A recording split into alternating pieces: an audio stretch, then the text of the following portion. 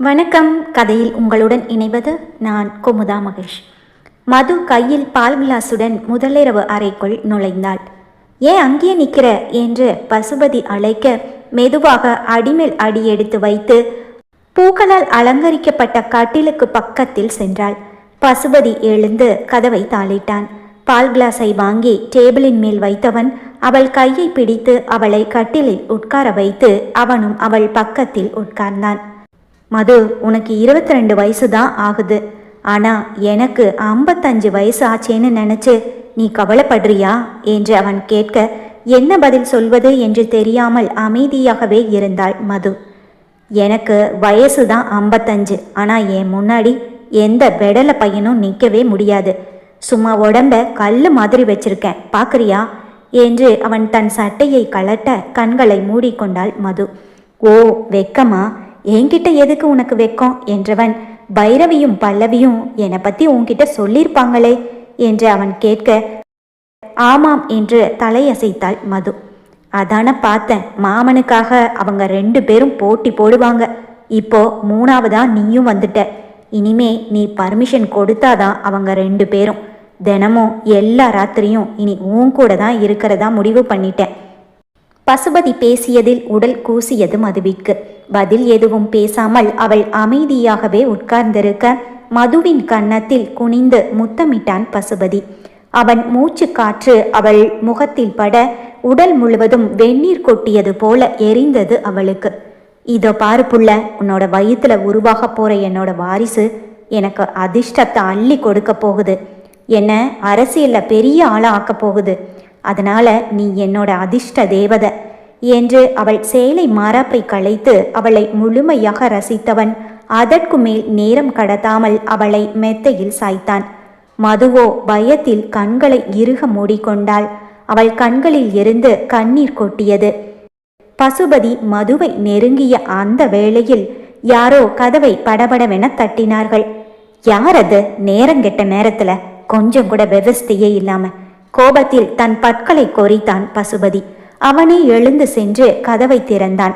பல்லவி தன் 5 வயது மகளை கையில் தூக்கி கொண்டு ஓம் என்று அழுது கொண்டு நின்றிருந்தாள்.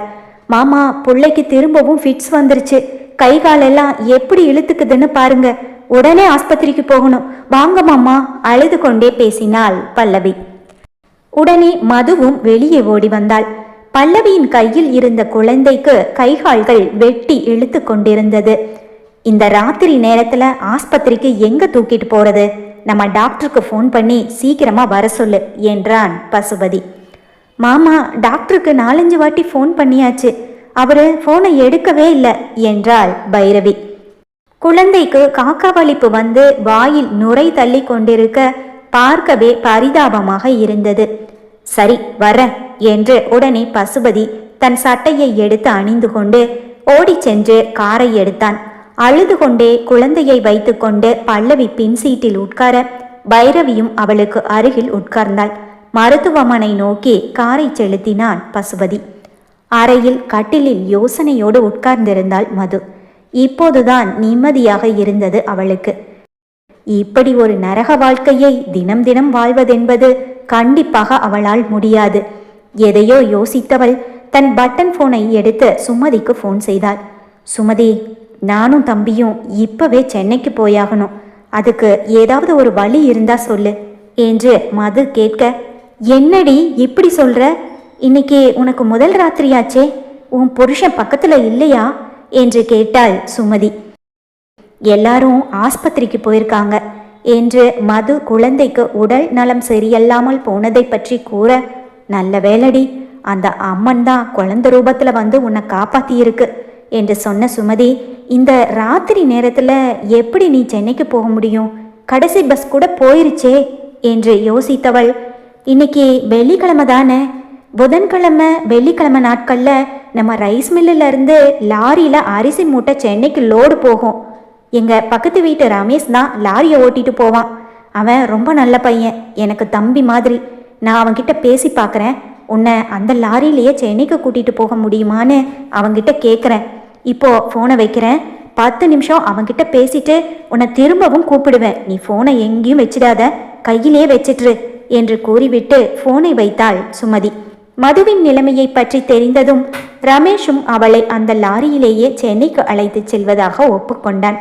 சந்தோஷத்தில் சுமதி மீண்டும் மதுவிற்கு போன் செய்தாள். ரமேஷ் உன்னை சென்னைக்கு கூட்டிட்டு போறதா ஒத்துக்கிட்டான். சரியா 11 மணிக்கு லாரி கிளம்பிடும். காலையில 8 மணிக்கெல்லாம் சென்னைக்கு போயிடுமா. நீ சீக்கிரமா கிளம்பி ஊர் எல்லையில இருக்கிற அம்மன் கோயில் பக்கத்துல வந்து நில்லு. லாரி அந்த பக்கமா தான் வரும் என்று சொல்லி போனை வைத்தாள் சுமதி. பசுபதி திரும்பி வருவதற்குள் இங்கிருந்து கிளம்பிவிட வேண்டும் என்று நினைத்த மது பசுபதி வாங்கி கொடுத்த அவள் அணிந்திருந்த பட்டு சேலை, நகைகள் எல்லாவற்றையும் கலட்டி டேபிளின் மேல் வைத்துவிட்டு அவளுடைய பழைய புடவை ஒன்றை கட்டி கொண்டு தூங்கிக் கொண்டிருந்த தன் தம்பி பிரபுவையும் எழுப்பி அவனையும் அழைத்து கொண்டு துணிமணிகளை ஒரு பையில் எடுத்து போட்டுக்கொண்டு கிளம்பி வந்து ஊருக்கு எல்லையில் இருந்த அம்மன் கோயில் பக்கத்தில் நின்றாள். சுமதி கூறியது போலவே 11:30 மணிக்கு லாரி வரவும் அதில் ஏறிக்கொண்டாள். அக்கா, இந்தாங்க சுமதி அக்கா, உங்ககிட்ட இந்த 10,000 ரூபாய் பணத்தை கொடுக்க சொல்லிச்சு என்று டிரைவர் ரமேஷ் சுமதி கொடுத்த 10,000 ரூபாயை மதுவின் கையில் கொடுத்தான். பணத்தை வாங்கி பையில் வைத்துவிட்டு அரிசி மூட்டைகளுக்கு நடுவே யாருக்கும் தெரியாதவாறு பிரபுவை தன் மடியில் படுக்க வைத்து கொண்டு அவளும் உட்கார்ந்து கொண்டாள். 2-3 நாட்களாக சரியாக உணவு இல்லை, உறக்கம் இல்லை. அதனால் ஓடும் லாரியில் சாய்ந்து உட்கார்ந்தவள் நன்றாக தூங்கிவிட அதிகாலை 8 மணிக்கு லாரி ஒரு பெரிய டிபார்ட்மெண்டல் ஸ்டோர் கோடவுனில் நின்றது. ரமேஷ் வந்து எழுப்பியதும் தான் கண் விழித்தாள் மது.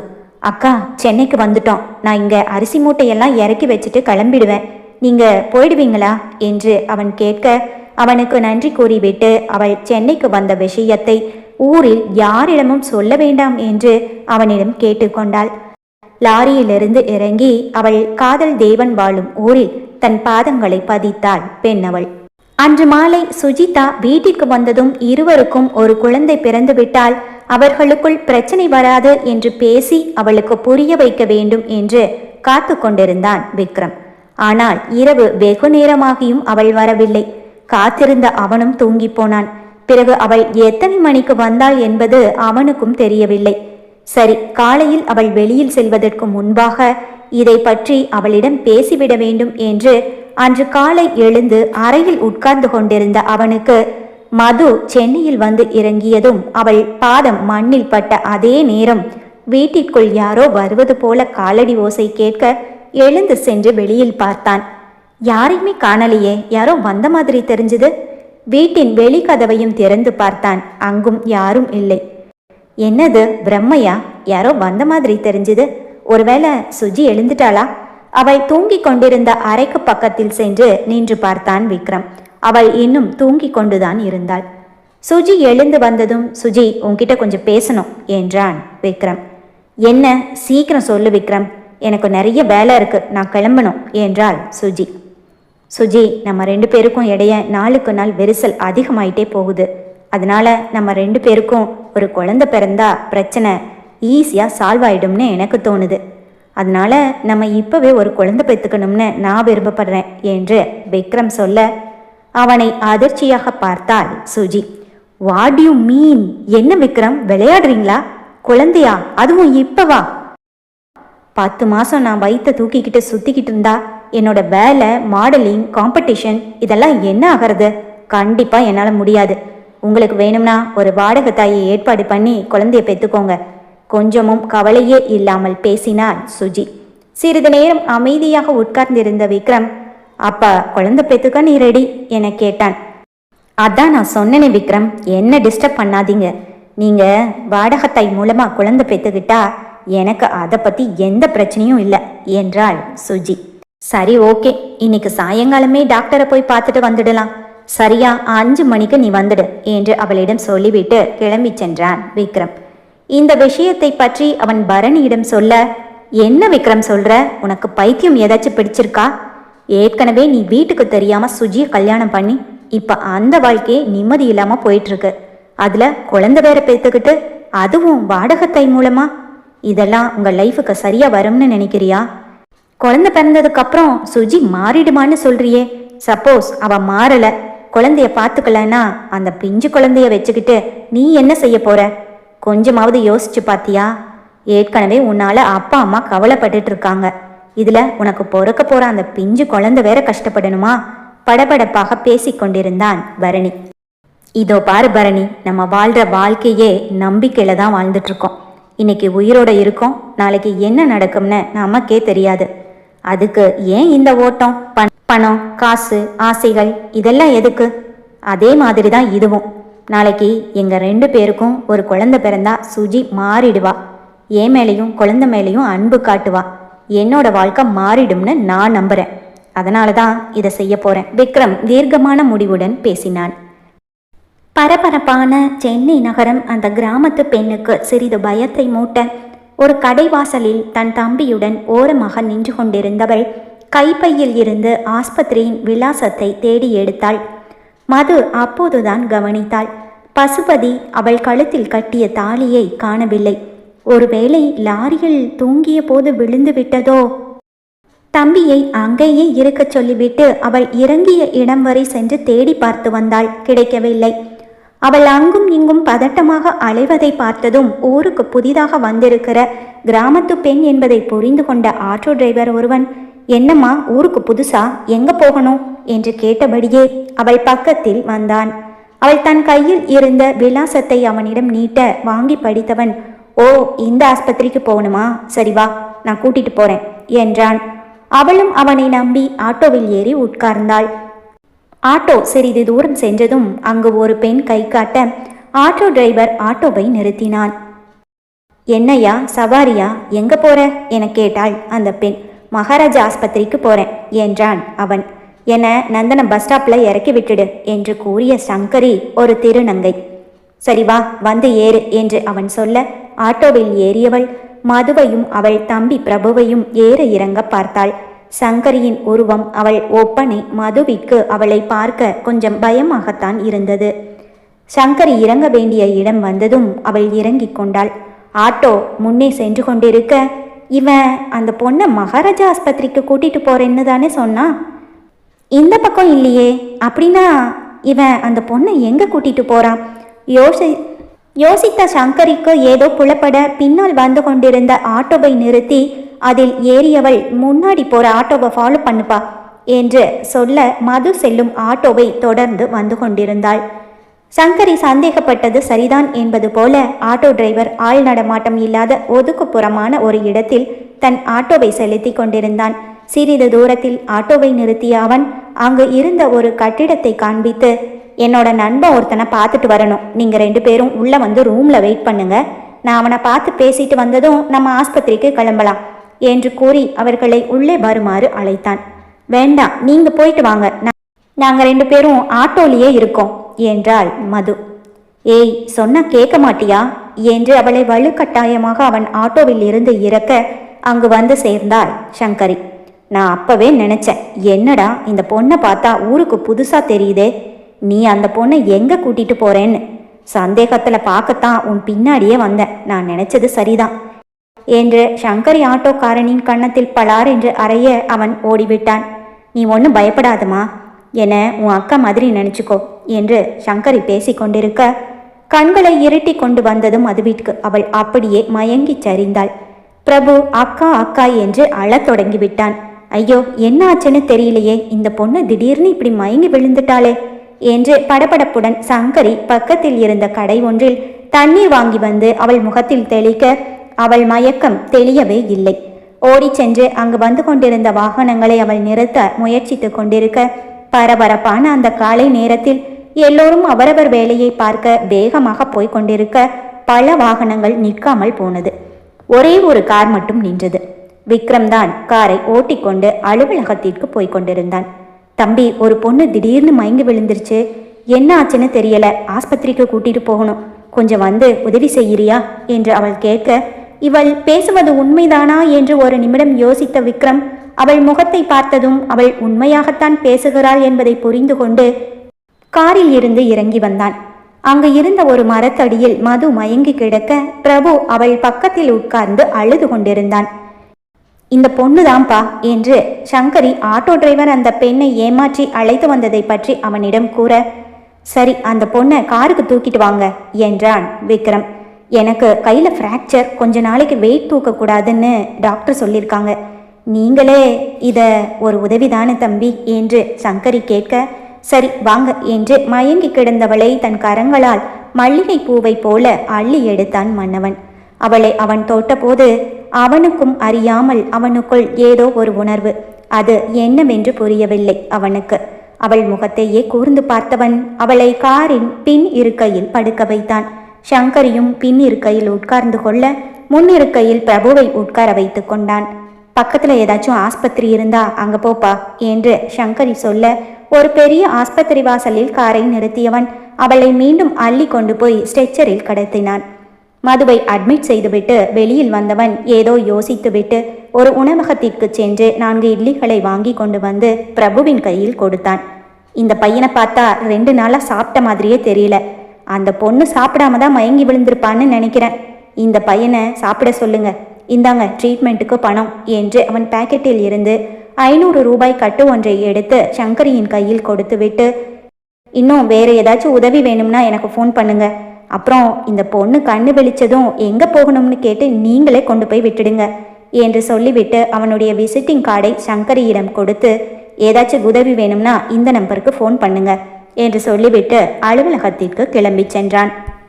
சங்கரியிடம் வந்த மருத்துவர், அந்த பொண்ணு 2-3 நாளாக சரியாக சாப்பிடாம தூங்காமல் இருந்திருக்கா, அதனால தான் மயக்கம் வந்திருக்கு, ட்ரிப்ஸ் போட்டிருக்கு, இன்னும் 2 மணி நேரத்தில் நீங்கள் அவளை வீட்டுக்கு கூட்டிகிட்டு போகலாம், வேற ஒரு பிரச்சனையும் இல்லை என்று சொல்லிவிட்டு செல்ல சிறிது நேரத்தில் கண் விழித்தாள் மது.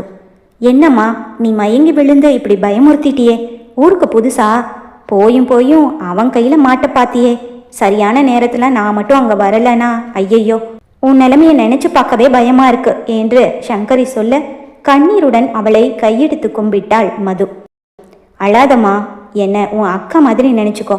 ஆமா நீ எந்த ஊரு, எதுக்கு சென்னைக்கு வந்திருக்க என்று சங்கரி கேட்க அவளிடம் பாறையூரில் நடந்த எல்லா விஷயங்களையும் சொல்லி முடித்தாள் மது.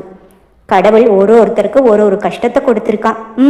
உனக்கு இப்படி ஒரு கஷ்டமா என்றவள், சரி இப்போ உனக்கு சென்னையில் யாரையும் தெரியாதுன்னு சொல்கிற, அதனால கொஞ்ச நாளைக்கு என் கூட வந்து தங்கிக்க, அப்புறம் உன் தம்பிக்கு எப்படி ட்ரீட்மெண்ட் பண்ணலான்னு யோசிப்போம் என்று சங்கரி சொல்ல, அக்கா உங்களுக்கு என்னால் கஷ்டம் என்று மது சொல்ல, இதில் என்னம்மா கஷ்டம், நானும் கஷ்டப்படுறவ நீயும் கஷ்டப்படுறவ, நம்ம 2 பேரும் ஒருத்தருக்கு ஒருத்தர் ஆதரவாக இருந்துட்டு போலாமே என்றாள்.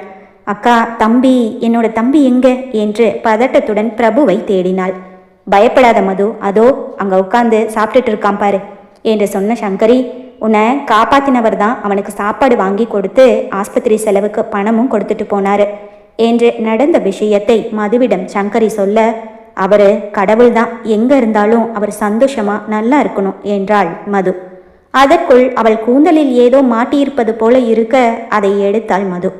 எஸ் என்ற டாலர் போட்ட விக்ரமின் தங்கச்சங்கிலி. அக்கா இங்கே பாருங்க, தங்கச்சங்கிலி மாதிரி இருக்கு, இது உங்களோடதா?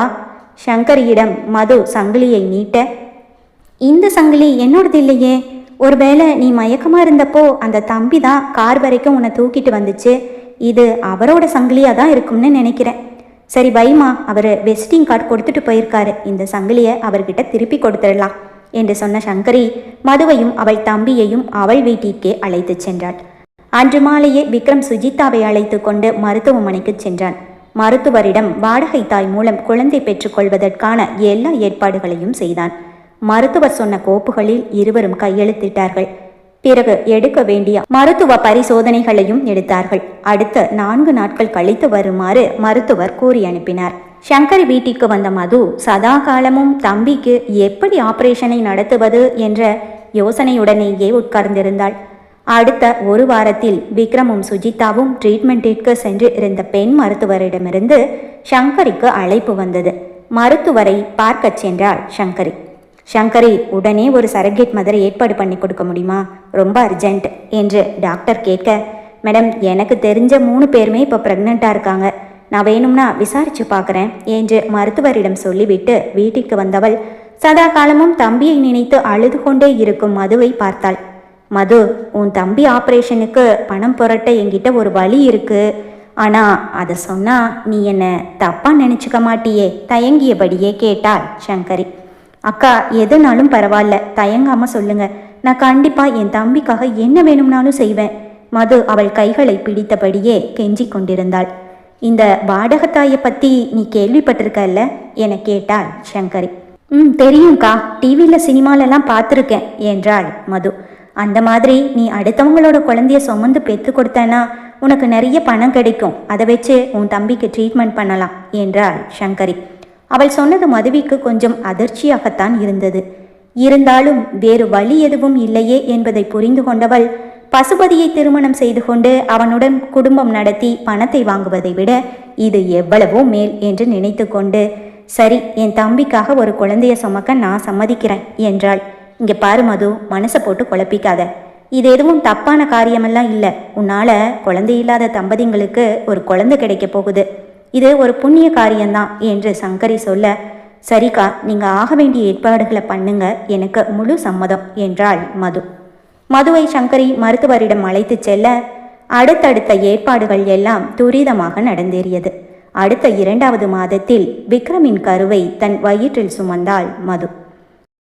விக்ரம் கொடுத்த பணத்தில் பிரபுவின் ஆபரேஷனையும் நல்லபடியாக நடத்தி முடித்தாள். அவனும் உடல் தேறினான். சங்கரியின் அறிவுரைப்படி மது கர்ப்பமாக இருப்பது பிரபுவிற்கு தெரியக்கூடாது என்பதற்காக பிரபுவை சென்னையில் ஒரு பெரிய பள்ளியில் சேர்த்து மாணவர் விடுதியில் தங்கி படிக்கச் செய்தாள். இப்போது மது நிறைய சந்தோஷத்துடன் வளைய வந்து கொண்டிருந்தாள். மது அவள் வயிற்றில் வளரும் விக்ரமின் கருவை தன் குழந்தையாகவே நினைக்கத் தொடங்கியிருந்தாள். தம்பி மட்டுமே உலகம் என்று நினைத்து கொண்டிருந்த அவளுக்கு புதிதாக இன்னொரு உலகமாகி போனது அவள் குழந்தை. அவள் வயிற்றில் இருக்கும் குழந்தையோடு அவ்வப்போது அவள் ஆசையாக பேசிக்கொண்டிருப்பதை பார்த்த சங்கரி, இங்கே பாரு மது, இந்த குழந்தை உன்னோடது இல்லை. 10 மாதம் ஆன உடனே பெற்று குழந்தையோட சொந்தக்காரங்க கையில் தூக்கி கொடுத்துடணும். அதனால குழந்தை மேலே ரொம்ப பாசமெல்லாம் வச்சிடாத, அப்புறம் உனக்கு தான் கஷ்டம் என்றாள். மதுவால் அப்படி ஏனோ தானோ என்று இருக்க முடியவில்லை. அடுத்தவர்களுடையது என்று சொல்ல அது என்ன கடையில் விற்கும் பொருளா? அவள் உயிரில் உருவான உயிராயிற்றே. அடுத்த 10 மாதத்தில் தங்க விக்கிரகம் போல ஒரு ஆண் பிள்ளையை பெற்றெடுத்தாள் மது. அவள் கண் திறந்து குழந்தையை கண்ணில் பார்க்கும் முன்பே குழந்தை விக்ரமின் கையில் இருந்தது. மருத்துவர் குழந்தையை விக்ரமிடம் கொடுத்ததை சங்கரி பார்த்துவிட, இவரோட குழந்தையவா மது பெத்து கொடுத்தா? இவங்க 2 பேருக்கும் ஏதோ விட்ட குறை தொட்ட குறை இருக்கும் போல என்று நினைத்தபடியே எதுவும் தெரியாதவள் போல சென்று விட்டாள் சங்கரி. அப்படியே அச்சு அசல் உரித்து வைத்தது போல ஒரு குட்டி விக்ரம். விக்ரம் தான் உணர்ச்சி ததும்ப குழந்தையை பார்த்து கொண்டிருந்தான். ஆனால் சுஜிதாவோ குழந்தையை கண்டும் காணாமல் நின்று கொண்டிருந்தாள். அவள் குழந்தையை கையில் தூக்க கூட இல்லை. குழந்தை கொஞ்சம் வீக்கா இருக்கு, பாட்டிலில் ஃபீட் பண்ணால் சரியா வராது, அதனால மதர்ஸ் ஃபீட் பண்ணுறதுக்கு 10 நாளைக்கே குழந்தையை இங்கேயே இருக்க ஏற்பாடு பண்ணுறேன் என்றார் மருத்துவர். தன் தங்கைக்கு ஃபோன் செய்து அவனுக்கு ஆண் குழந்தை பிறந்திருப்பதாக ஊரிற்கு தகவல் கூறினான் விக்ரம். மயக்கத்திலிருந்து கண்விழித்து பார்த்தபோது குழந்தையை காணாமல் அழுது புலம்பினாள் மது. அவளை சமாதானப்படுத்த சங்கரிதான் படாத பாடுபட்டு போனாள். மது, நான் உனக்கு ஏற்கனவே சொல்லியிருக்கேன், உன் தம்பியோட உயிரை காப்பாத்துறதுக்காக இந்த குழந்தைய நீ பெற்று கொடுத்துருக்க, அவ்வளவுதான். மற்றபடி அந்த குழந்தைக்கும் உனக்கும் எந்த சம்பந்தமும் இல்லை. அந்த குழந்தை இப்போ யார்கிட்ட இருக்குன்னு யாருக்குமே தெரியாது. சங்கரி என்ன சொல்லிய போதும் மதுவால் அவளை சமாதானப்படுத்தவே முடியவில்லை. அக்கா, என்னோட குழந்தைய நான் கண்ணில் கூட பார்க்கல, ஒரே ஒரு முறை கண்ணில் மட்டும் காட்டுங்களேன் ப்ளீஸ் என்று சங்கரியிடம் கெஞ்சியவள் அடுத்து வந்த நர்ஸிடமும் கெஞ்சினாள். அதற்கு பிறகு வந்த மருத்துவரிடமும் கெஞ்சினாள். என்ன சங்கரி, இந்த பொண்ணு இப்படி அடம் பண்றா? அவளுக்கு புரியிற மாதிரி நீயே எடுத்து சொல்லு என்று சொல்லிவிட்டு சென்றார் மருத்துவர். பிறகு சங்கரியை தனியாக அழைத்த மருத்துவர், மது வயிற்றில் பிறந்த குழந்தைக்கு ரெசிஸ்டன்ஸ் ரொம்ப கம்மியாக இருக்குது, அதனால் தாய்ப்பால் கொடுத்தாதான் குழந்தை நல்லா ஆரோக்கியமாக இருக்கும். அதனால் ஒரு 10 நாளைக்கு அவள் தாய்ப்பால் கொடுக்கறதுக்கு ஏற்பாடு பண்ணு. அதே மாதிரி இந்த குழந்தை அவள் குழந்தைன்னு சொல்ல வேண்டாம், வேறு யாரோ ஒரு குழந்தைக்கு அவள் தாய்ப்பால் கொடுக்கறதா நினச்சிக்கட்டும், அப்போ தான் பிரச்சனை இல்லாமல் இருக்கும் என்று மருத்துவர் சொல்ல சரி என்று கேட்டுக்கொண்டாள் சங்கரி. மருத்துவர் கூறியது போலவே கிட்டத்தட்ட 10 நாட்கள் அவளுடைய குழந்தைக்கு தாய்ப்பால் புகட்டினாள் மது. சங்கரி வரும்போதெல்லாம், அக்கா, இது வேற யாரோ குழந்தை மாதிரி தெரியல, இது என்னோட குழந்தை தான், எனக்கு தெரியுது என்று அவளுடைய தாய்மை அவள் குழந்தையை அவளுக்கு அடையாளம் காட்டிய போதும் சங்கரியோ, இல்லை மது, இது வேற குழந்தை, உன் குழந்தை இது கிடையாது என்று சொல்லி சமாளித்தாள். இது இப்படி இருக்க சுஜிதா அடுத்து 1 மாதம் மும்பையில் நடைபெறவிருக்கும் மாடலிங் ட்ரைனிங்கிற்காக 1 மாதம் மும்பை செல்வதாக விக்ரமிடம் கூறினாள். என்ன சொல்ற சுஜி? நம்ம 2 பேருக்கும் குழந்தை பிறந்திருக்கு. இந்த நேரத்தில் குழந்தைய விட்டுட்டு நீ பாட்டுக்கு 1 மாதம் மும்பைக்கு போயிட்டா குழந்தைய யார் பார்த்துக்குவா? விக்ரம், ஆஃப்டர் ஆல் இந்த குழந்தைய பார்த்துக்கிறதுக்காக நான் என் ப்ரொஃபஷனை விட்டுட்டு இங்கேயே இருக்க முடியுமா? அதுக்கு ஒரு ஆயாவை ஏற்பாடு பண்ணுங்க என்றாள் சுஜி. நீ என்னோட பொறுமையை ரொம்ப சோதிக்கிற. நான் உன்னை போகக்கூடாதுன்னு சொல்கிறேன். அதை மீறி நீ மும்பைக்கு 1 மாதம் போனேன்னா திரும்பி வந்து என்னை பார்க்கவே கூடாது. அதுக்கப்புறம் உனக்கும் எனக்கும் எந்த சம்பந்தமும் இல்லை. இதுக்கு சம்மதம்னா நீ போ என்று கோபத்தில் கத்தினான் விக்ரம். ஆனால் சுஜிதாவோ எதையும் பொருட்படுத்தாமல் தன் உடைகளை பேக் செய்து கொண்டு மும்பைக்கு சென்று விட்டாள்.